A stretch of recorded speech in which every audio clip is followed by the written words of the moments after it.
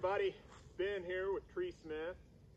Those of you who know me know that I built this log cabin. I started it when I was about 17 years old in 1999, somewhere around that time. And it took a long time to finish it because I started a career in college and a lot of things just kind of building this in the background when I had time. But one of the things that comes with building a log cabin that I didn't realize then is a lifetime of maintaining the cabin. As you might be able to see, we have a little roof damage up here that has to be tended to.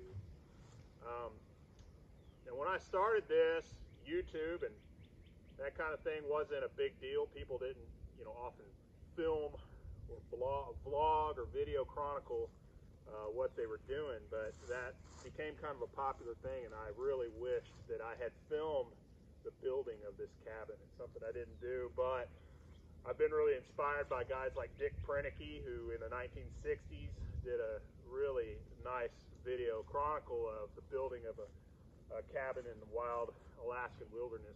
And then we now have Sean James with My Self-Reliance, who's done some really amazing videography of the building of his cabin in Ontario.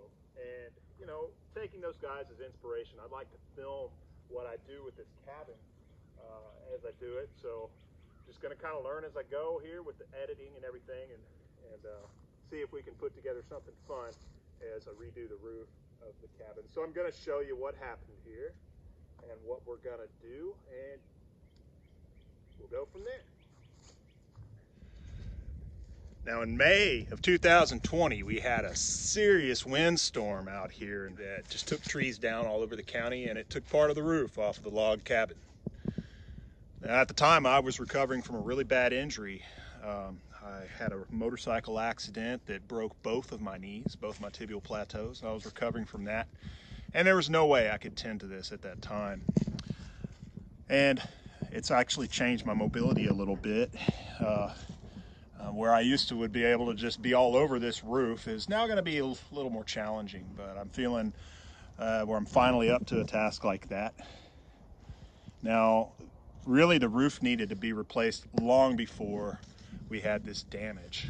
Like I said, I was 17 when I started this cabin, and I really had no construction experience whatsoever, just a few crude survival skills and a bunch of motivation. So I really didn't do this roof properly. And the way I did it left an air gap between the tin and the plywood that I thought would serve as good insulation from the elements, but it does, but what it also does is it harbors rodents.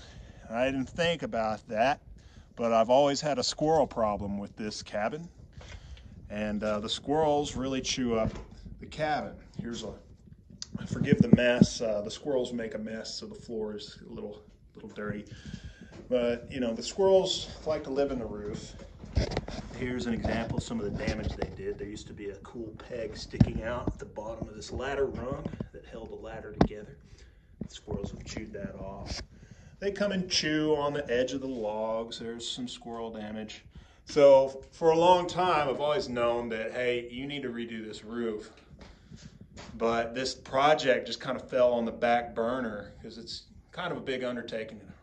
Get the roof off and put a new one on there, repair some damage, and get it all done before bad weather moves in. You got to have a real set plan. Look, you can see more squirrel damage. But anyway, we'll just get to it. I've realized, hey, you can try to have a good plan and everything prepared and get this knocked out in a weekend, but honestly, that's just too daunting to try to do. And so what I'm going to do is just get going, and I'm okay with clearing the equipment out of this cabin and leaving the roof off and having the thing exposed to the weather if need be to get it done. I'll just refinish the interior of it later if it gets weather damaged, but it's either that or probably never get it done. So I know we're going to need some new poles to replace a few, and so we're going to go down to the woods and start cutting poles, and that's going to be where we start today.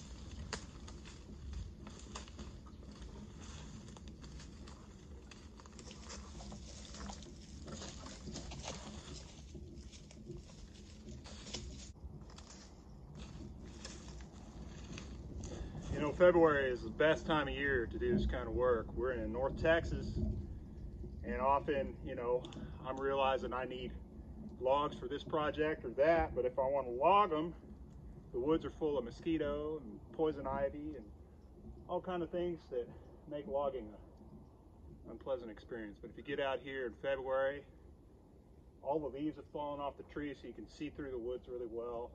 The air is crisp. You can work up a sweat.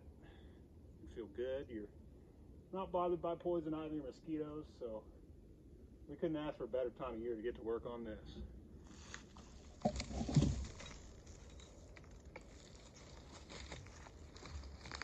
Now, I had mentioned having a motorcycle accident and busting both my knees last year. As I stand here, I may not look like an injured man, but let me show you a picture of what's going on with an x-ray inside of my knees.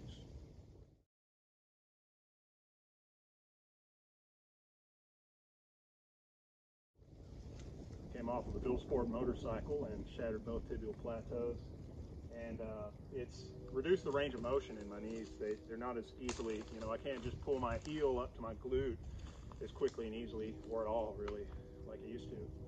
And as I was recovering, I was watching a lot of my self-reliance and watching Sean work in the woods.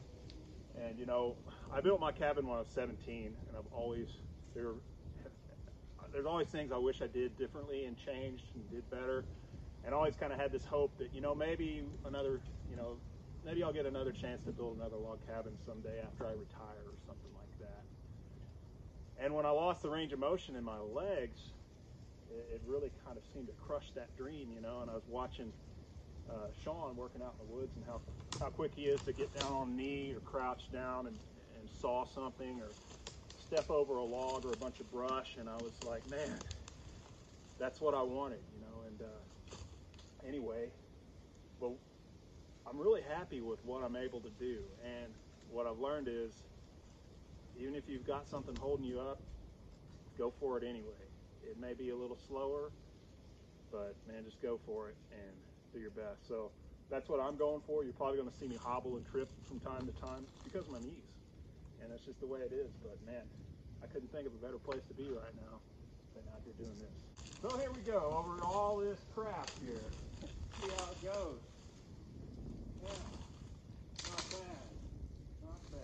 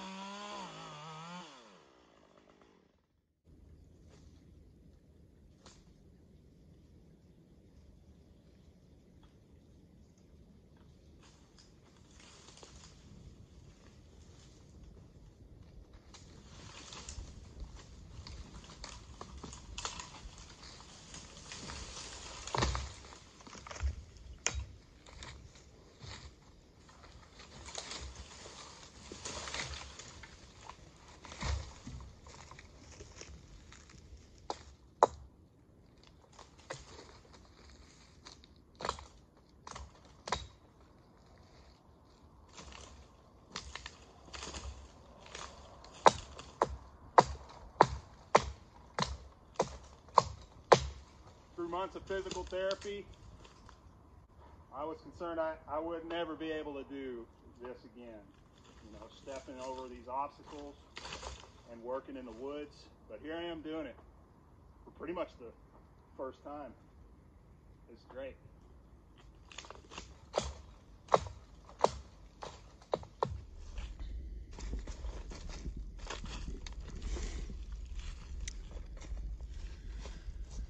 Let's see, find us another tree.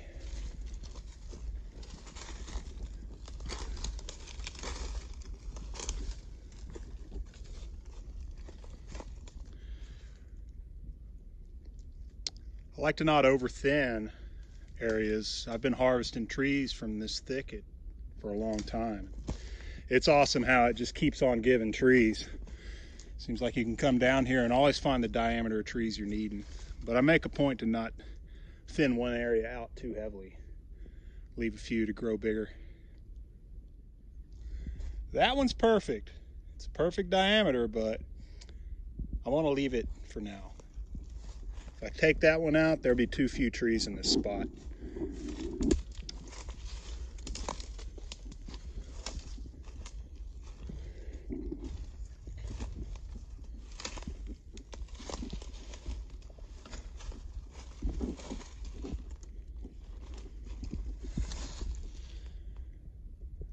That looks like a good one.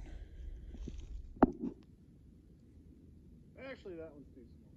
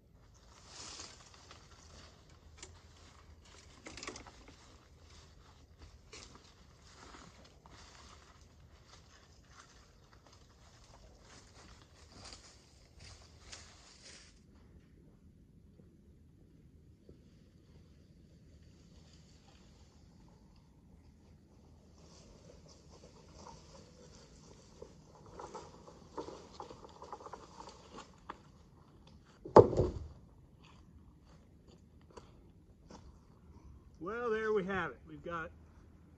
Now we've got a basic supply of poles.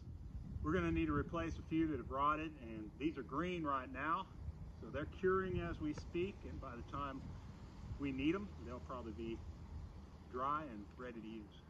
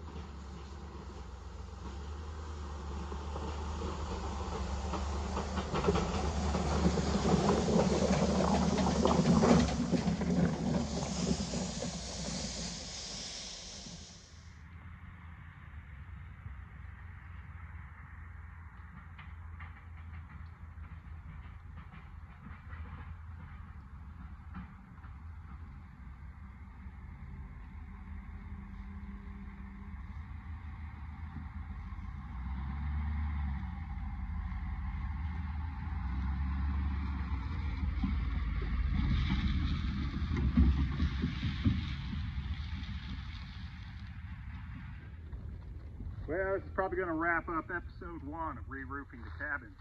There'll be plenty more videos to come. Been a real enjoyable evening working in the woods for me, or afternoon. And we'll see you next time. If you like this video, check the subscribe and like. I'd really appreciate it. We'll see you next time.